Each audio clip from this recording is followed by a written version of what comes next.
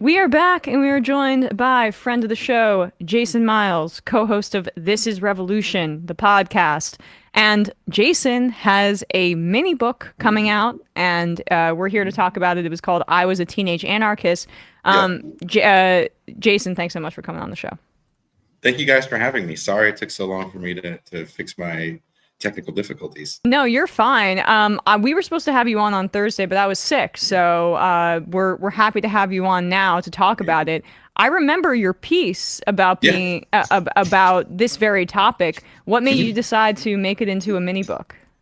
I was asked by one of the Sublation editors, who's been publishing like small pamphlets, which I really dig, actually, because people don't really read long 300-page books. Not everybody's going to be Matt Leck, sit around and read books all day. Right. Or us for our job. We have to read all these authors that come on. So I really like the small pamphlet idea, especially when it comes to ideas about theory. So he hit me up and he said, even if you have something that you wrote before, I would love to publish it. And I said, well, I have this thing that I really dug. Maybe you'll like it. And I sent it to him. He was like, hell yeah, let's put it out. And we did. And as me being a very unconventional person, I wanted to have a launch party for this mini book pamphlet and invite my rock star friends in a nice intimate setting in the San Francisco Bay Area where I'm from. And we did that this past weekend, which was a lot of fun. Yeah, that stinks that, again, we wanted to have you on to talk about the book launch party, but it did end up passing. However, we can talk a bit about the book. Like, I mean, it's all good. Yeah, it's Mexico. Well, I mean, it looks nice. I saw a glimpse of the sky when you were showing us, so I'm pretty jealous. It's so gorgeous right now. All right, keep rubbing it in. Jesus keep rubbing Christ. it in. So like, what did you do to kind of flesh out your story here, and Sure. what did you want to convey by making it longer and speaking about this particular time in your life and growing up and how it informs you today? I wanted to talk about, because what I saw happening in my opinion, and I don't know if you guys agree with this, what I see with kind of a left in its, as one friend said, embryonic stages right now, that really comes out of, in my opinion, more so the 2016 Bernie Sanders campaign. There are these two cultures that kind of fight against each other that I saw coming up in heavy music. And those are the cultures of deconstruction, which is the culture of no, and the culture of authenticity, which says, like, you can't be part of my movement because you're not cool enough, or you're not wearing the right thing, or you're not saying the right things.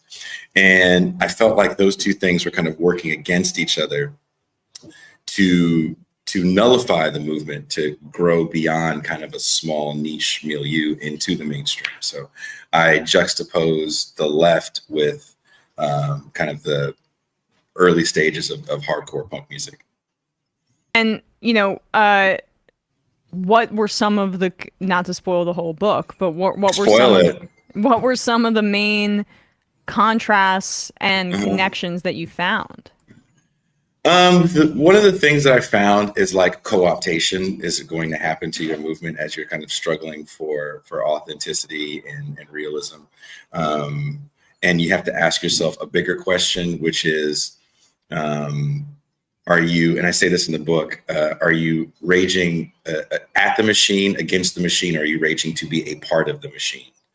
And one of the things that I kind of came to the conclusion, and in talking to the guys at the live show the other night, they didn't necessarily disagree with it too much, that almost this music becomes like a cottage industry for people that can't get into the mainstream. Because once they get access into the mainstream, they don't mind playing all these corporate festivals, right? They don't mind playing Vans Warped Tour.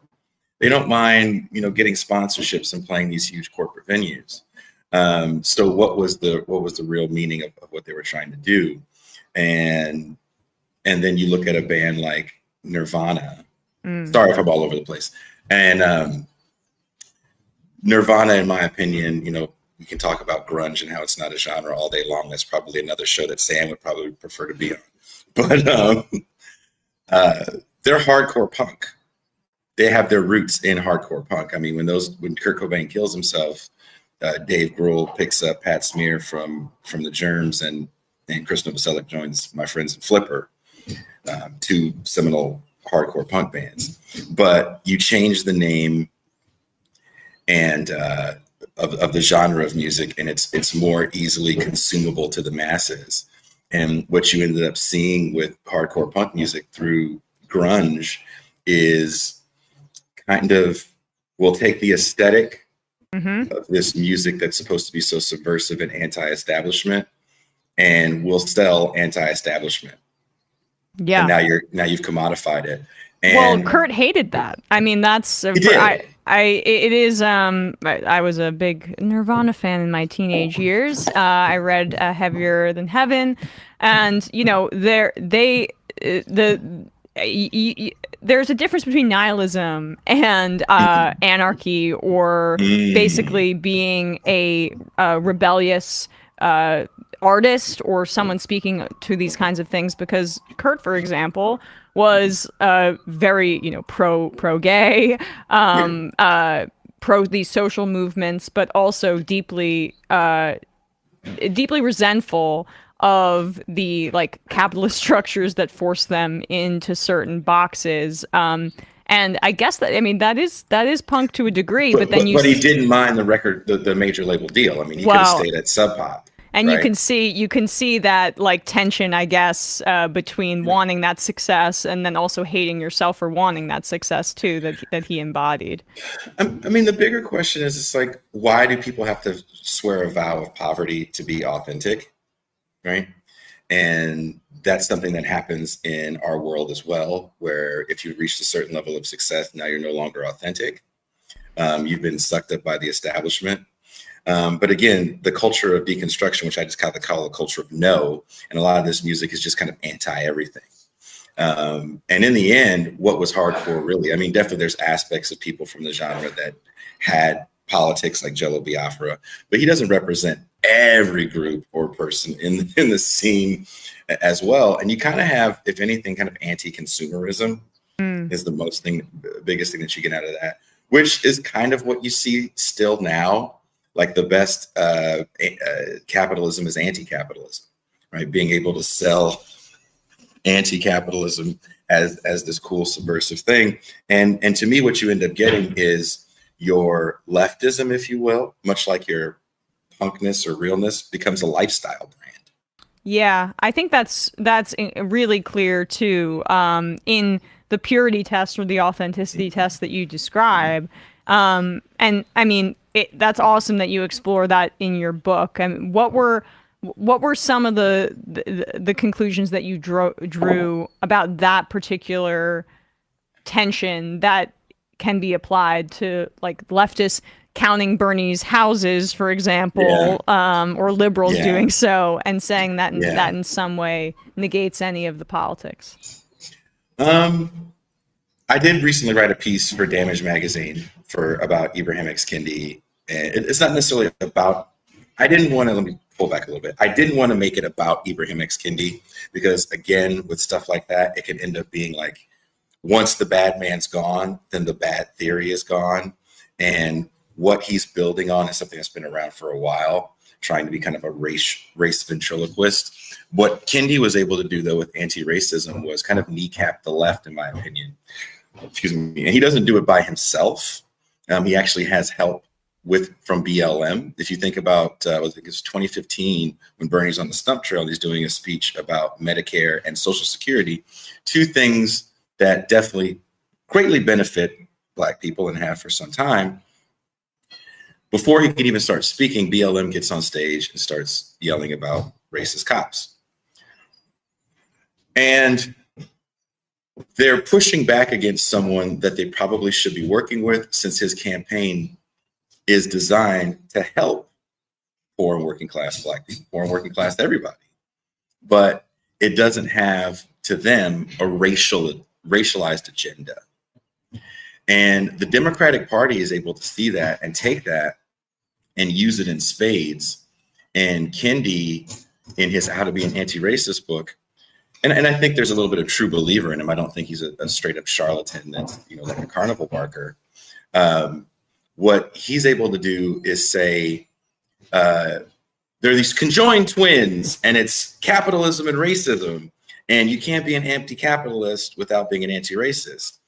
But the basis of the book is about his spiritual journey into anti-racism, not his spiritual journey into Marxism. Mm. And it's kind of about the hearts and minds of white people. Ta-Nehisi Coates recently said something along the lines of, if you can't accept someone's humanity, there's no bit of legislation that will fix that. That's the dumbest thing I've ever heard in my life. Are you trying to say the Civil Rights Act doesn't mean anything unless all the white people in the world feel a certain way about me? Abe Lincoln couldn't do the Emancipation Proclamation only until he accepted that black people were human beings, needed to be respected to a certain level. Yeah. I don't really care about what's in the hearts and minds of white people. I care about the economic stability of over 40 million black people. Yeah, it is segmenting and divorcing, racial equality and liberation, I should say, is probably the better word for it, right? From systems of politics and systems of change and revolution. It's like, oh, this is at least in reference to the Coates argument that you're describing here. Mm-hmm. It's much more individualized, atomized. It's emotional as opposed to being like direct results of capitalism, colonialism, structures that made things this way. And I don't want to put words in your mouth, but is your assessment that really hamstrings efforts of liberation when you frame things in that way? Yeah, because first of all, you're always going to play the oppression Olympics. I've never seen a winner at the oppression Olympics, and sorry, and sorry, and then what happens is when you get away from the economic model, what you'll find is these people end up winning in the corporate sphere, and that's really what Kendi was able to do with anti-racism. You also see it with Robin DiAngelo Kelly early on. I don't know if she's still the player that she once was in the.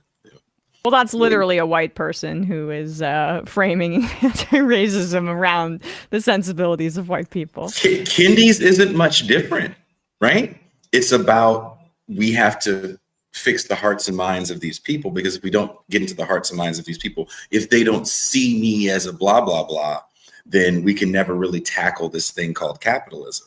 And I don't believe that. When we integrated schools, it wasn't because all the white people felt okay about it, right? Yeah. It took state power to get in there and do it. So to assume that economic freedom is going to come from all oppressive people saying, these cats are okay. It's just silly to think that way. But because of the way our media works as well, that's kind of the narrative that we have, right? Martin Luther King's speech at the March on Washington isn't about economic freedom, which it is. It's about the acceptance of a colorblind world. And that's not what it was all about. So these guys that kind of live in this past, an almost imagined past, especially people with like Ta-Nehisi Coates. Originally in that piece, I had a very large part about Coates, which, it's 2,000 words. You can only get so much in there because I don't think you can really talk about Kendi, BLM without talking about the rise of Ta-Nehisi Coates as well. He's kind of a integral character in that. Toure Reed talks about it extensively in Towards Freedom. I advise everybody to read that book. But he's kind of a wannabe Baldwin in a time where Baldwin doesn't make that much sense. So this idea that you have to humanize these people to understand their plight, and only then can we work towards a more just society. It sounds nice in a Hallmark movie, I guess, but the reality of it is I'd rather have economic policy. I'd rather have jobs programs. I'd rather be trying to abolish the conditions that cause impoverished urban cores and massive amounts of homelessness. So that's only going to come through policy, not from winning the hearts and minds of racists. Yeah, I mean, I to return to Coates, because we praised him on this program recently Mhm. for Saying his Israel's for speaking out, apartheid. calling Israel an apartheid state. I mean, and the praise was not. I mean, it's all within the context of like, this is good because Obama reads him, and hopefully crap's Well, and also changing here. to put that even into greater context, one, he was hired by Jeffrey Goldberg, who was a prison guard in Israel, and very pro-Israel, and also in his reparations piece that really brought him to fame, he mentions Israel as a positive example for how reparations can be done, Which he apologized exactly for. right. Yes, yeah. So that's growth on that front. But like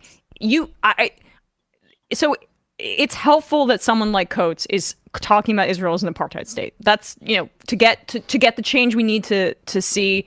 I'm going to take that 100%. But when you listen to his words, there isn't really any conversation about colonialism or capitalism at all, and the structures that led to apartheid or segregation, which he likens to, obviously, segregation and Jim Crow in the United States. But why were those systems in place? Why is Israel strategically placed in that way? Why were Black people subjugated and second-class citizens and continue to be disenfranchised, not in the place that they should be due to the systems of racism? It feels like it's difficult to get anti-racist writers to take that next step, at least mainstream anti-racist writers. Well, because there's money to be made and people really love hearing a certain narrative, right? Look, on my show, if me and Pascal said white supremacy, white supremacy, white supremacy all the time, we'd have a hell of a lot more viewers. We'd get some nicer messages in the inbox. Right.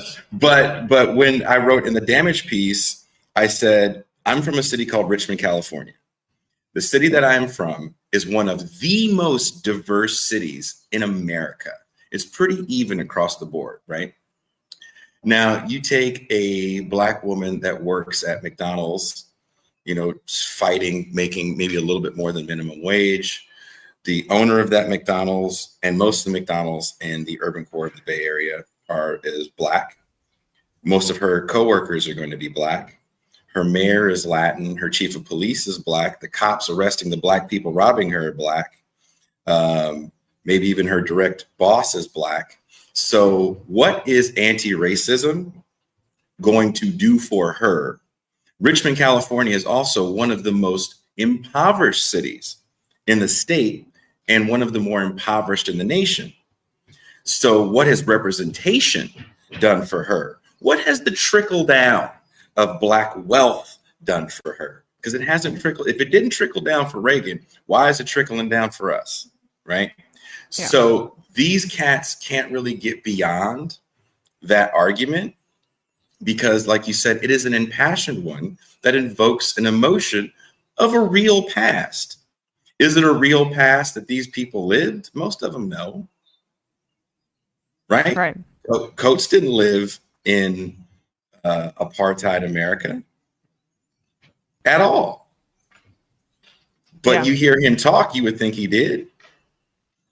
So again, I really want to talk about the economic situation for 40 million Black folks, other than really giving a damn about how every white person feels about me in their heart. I live in a country right now where people's petty racism just doesn't matter because I have economic buying power. I get paid in the American dollar. Cops don't mess with me. The natives of the area love me. So, my take on racism might be a little different than someone else's. It's about power. I mean, it is. And that's trip off this for a second, guys. Sorry to interrupt you. No, I interrupted you. I interrupted you first. I promise I'll shut up after this. I would love to hear you guys' take on this. I think I said this on Matt and David's show. I was recently on Left Record. Please check that out. Around the same time as the 94 crime bill, Bill Clinton adds a sentencing requirement to hate crime law. I see you, I hear you, I feel you, Black people. Now we have this surplus population that's suffering due to deindustrialization.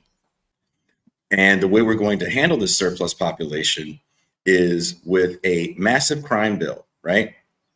Now, the way this surplus population was able to thrive in urban areas is through the influx of cheap cocaine that's flooded into these areas because there's open air drug markets. So the government doesn't really care, right? So the government's turning a blind eye to all this cocaine.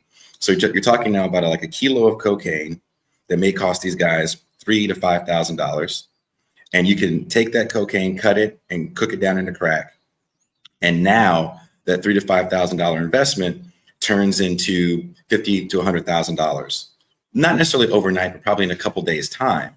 You have an instant distribution system with gangs. And you have a captive market because of the location of where you are, right? Due to all these people that can't really move anywhere because they're impoverished. So now you're talking about street corners or apartment complexes or raggedy ass HUD homes that could be worth millions of dollars due to this product and its distribution system. And we looked at this problem for years, not as capitalism in an underground market in an illegal economy. We looked at it as wayward youth that have no fathers, right? Another personalization of systemic problems. And so as these kids are basically just using capitalism, right? Because they don't have the courts. Corporations can put people in litigation for months or years. These guys can't sue somebody over drug turf to take over a place. They use violence. You start recruiting more people because it's more profitable to take over more of this turf because it's worth so much money. Now, with that quick explanation, we can understand the 90s a little bit better. But the solution to this problem becomes lock them up. So again, in 1993, Bill Clinton, we know we're going to lock everybody up. We know we're going to build more jails. We're going to hire more cops. And people in these communities are asking for this because it's the only way we know how to solve this problem. And right before it happens, he goes, I see you. Anti-racism, we're going to put an extra sentencing requirement on hate crimes because this is unfair. This is unjust. Yeah. And it's like, I grew up in Richmond, California, which was a violent area in the 80s and 90s. I wasn't running from the Klan. You right? Yeah. That's not who I was scared of. What the hell is this bill going to do for me? But everybody applauded it. At the same time, we're also massively cutting welfare. So you have surplus population, people. And the only way we know how to deal with this surplus population, people, is not jobs programs. It's build more prisons, lock these fools up. Maybe some of them will learn how to code. F it, not my problem. But is anti-racism going to fix that at that point? Or just this is a massive problem of warehousing a surplus population that we don't provide resources or economic opportunity for. So let's also add a few more racists into that system as well, and as if that's going to like deconstruct exactly what created this. So Jason, to wrap things up here before just to let you go, I want I'm on the site for your book, but it says it's out of stock already. Is it out of stock? Where can people get it? Sometimes I'm that popular. Yeah, I guess that's what I'm saying. It's hot off the presses. No, send an email, ask Alfie. I'm sure they're going to do a second run. I'll send a message to him today and tell him, we need to do more. All right. Well, Left Reckoning selling too many books, apparently. Yeah, I mean. Oh, shout out to Left Reckoning because someone showed up to the show who I definitely harassed. He looked at me and he goes, "Oh, I saw you on Left Reckoning and I figured I'd come through." I was like, "Oh, do you watch my show?" He goes, "No." And then Ben Burgess walks in. He saw Ben Burgess. He goes, "Ooh, hey, I know you." And I was like, "This effing guy, man. Everybody knows Ben Burgess." I mean, but it's just you're planting a seed, Jason. You're planting a seed. So we'll put a link to the store, and then like people can return to it, and there should be more in stock hopefully soon. Yes. Yes. The book is called, or the mini book is called, "I Was a Teenage Anarchist." I loved the piece. I can't wait to read the book. Jason Myles. Thank you. Thank you, Emma. Thank Thank you, Matt. Thank you, Bradley. Sorry again that I had some technical difficulties. Yeah, Well don't done. apologize. And congrats on the Broncos being on a winning streak. Can you just admit real quick before half the people leave that Jared Goff is a very good quarterback? No, I will not admit that. What are you talking about? Am I going to have to go to New York and watch a Lions game with you? Dude, they're like one of the most talented teams in the NFL. They have a very creative play caller. He's okay, but he also can't throw outdoors because he doesn't have a very strong arm, and he's not Wow. like. I and he's disagree also- with that. He's So not. do we have, I'm supposed to do something in New York soon. Okay. Do we have to go and watch a football game together? So That's would all I'm you saying. would rather have Jared Goff than Russell Wilson quarterback your Yes. team? Okay, Every I think day, I would twice on too. Sunday. I think I would too. Twice on Sunday. Would you rather? I'm trying to think. Would you rather have Derek Carr or Jared Goff? Jared Goff. I think I'd rather have Jared Goff too. Okay, I'm putting He's him at younger. like he's middle of the pack in the NFL. I'm not saying he's exceeded my expectations in Detroit. Emma, How about we that? call You what do you're with this information. Emma, Whether or not we- it's true is not what matters. Though it Emma, does we- play a role. Oh my God. How is Emma, there we 3 call parts this- to that? Yeah, Emma, we call this on our show Anglo-pessimism is what you're suffering from right now. I'm a self-hating white. Yes, you have to stop your Anglo-pessimism, accept Jared Goff as a quality quarterback, and then the world can be a better place. Just stop your Anglo-pessimism. All right. Well, That's what it means to be a mighty man. Of that's what it means to stand on the Jared Goff train. Oh man.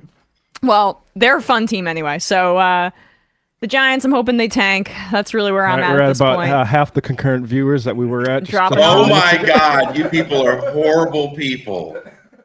Jesus, I will watch a football game with all of you. Come watch a football game with me. I guarantee you will have a good time. Next time you're in New York, we'll go to a sports bar or something, and we'll watch some games. I would really like that because can't really get many of my friends to do it with me. It's so new friends or not new friends. I've actually known you for a little while now, Jason. But anyway, appreciate you all. Appreciate you, Jason. There we go. I'm losing steam. Check out the book. Link in the description and at majority.fm. Thanks, Jason. Happy Thanksgiving, by the way. Yeah, that too. Peace, Thanks, guys. Jason. See ya.